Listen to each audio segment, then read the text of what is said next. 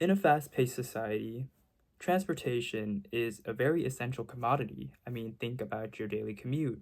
You go to school, you go grocery shopping, you run an errand, or maybe you want to hang out with a friend. All of these instances show the importance of mobility and the way we get around. And despite how important mobility is in our society, the issue is that not everyone has the same ride. Not everyone has equal access to these resources. Walking, biking, driving, all of these examples are probably common things you think about when you hear the word transportation or mobility. But the thing is that despite all this variety of transportation methods, you probably only think of one of them as the only remotely feasible option. It's cars. Whether you want to go on a road trip, whether you want to go on vacation, all of these things are probably only feasible through cars. But why is that? The truth is that our reliance on cars and the dominance of cars and car-centric infrastructure in America is no accident. In fact, it's done on purpose. And the truth of the matter is that car-centric infrastructure has a lot of impacts on our social well-being, and it also has a lot of impacts on the environment.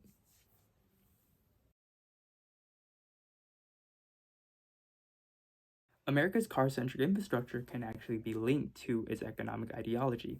America's economic ideology of capitalism, or private ownership, in order to stimulate and produce profit, often meant that profits were prioritized. Companies, as a result, often pushed to expand these profit margins, and car companies, in particular during the 1900s, saw that personal ownership of cars was a lot more profitable. This meant that car companies and oil companies used their immense wealth to influence policies that prioritize cars over public transportation to make profits. In other words, cities were actually redesigned for a consumer market rather than the community itself. Let us now revisit the surrounding environment of Long Beach in order to see these implications. In these clips, you will see large roads, parking lots, small sidewalks, and very sparse areas meant for public transportation or to walk. Car-centric infrastructure has essentially barred the viability of potential alternatives that are cheaper, in part because they do not generate the wealth compared to cars. In addition, car-centric infrastructure makes you feel punished for using these alternative methods because they share the same infrastructure of cars, which means people like bikers or people in buses are often at the mercy of oncoming traffic. The system itself is hostile to other modes of transportation, all done to sell the very solution to the problem it created, cars. Now, the issue is that depending on your socioeconomic status or the position in the stratification system determined by income, education, family background, and power, you would probably not have access to a car, and you would instead have to rely on public transport and alternative methods. However, because of capitalism, we have a system that built itself around cars rather than the people and its needs, which means that our public transportation systems are often neglected or poorly funded. Essentially, mobility becomes a commodity to be sold than something that is prioritized to be accessible for all. In a car-dependent society, transportation is no longer just about getting place to place.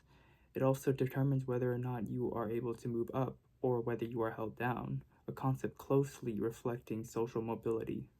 For many lower-class citizens, students, and families, access to a car is difficult because of upfront costs. Car prices mean less money to spend on rent or food, and alternate travel methods are inefficient thanks to car-centrism, makes survival so much harder. The hardship these people face reflects how cars can mean the difference of whether or not you can participate in society, whether you have access to a good job, to food, good education, and healthcare opportunities. Car-centric infrastructure was also used to disenfranchise minority communities by dividing and draining the livelihoods of Latino, Black, and immigrant communities. For other communities, car infrastructure also separates and divides people because they are less active in the community and means they are more isolated as well. The lack of green spaces and recreational opportunities by prioritizing cars over the people and the environment means mental health and personal well-being are affected. In addition, health of lower income communities are also heavily affected because they are often located near heavy car-centric infrastructure and are likely to face adverse health effects such as asthma, heart disease, and even cancer as a result. With how important transportation and mobility is in our society, it should follow that such an essential resource should not be barred behind a price tag that only gets more out of reach. To see that car-centric infrastructure is not a symbol of freedom, but the illusion of it, enables us to see how it intersects with other issues such as education, the housing crisis, racial inequality, and the lack of accessible infrastructure. From a sociological perspective, car dependency and car-centric infrastructure demands that we look beyond the disconnected nature of our concrete confines of the streets and roads to address the systemic issues that enable it, such as capitalism and poverty. By redefining the very policies that enable car-centric infrastructure, we will finally be able to envision an equitable future where transportation and mobility is a right, not a product.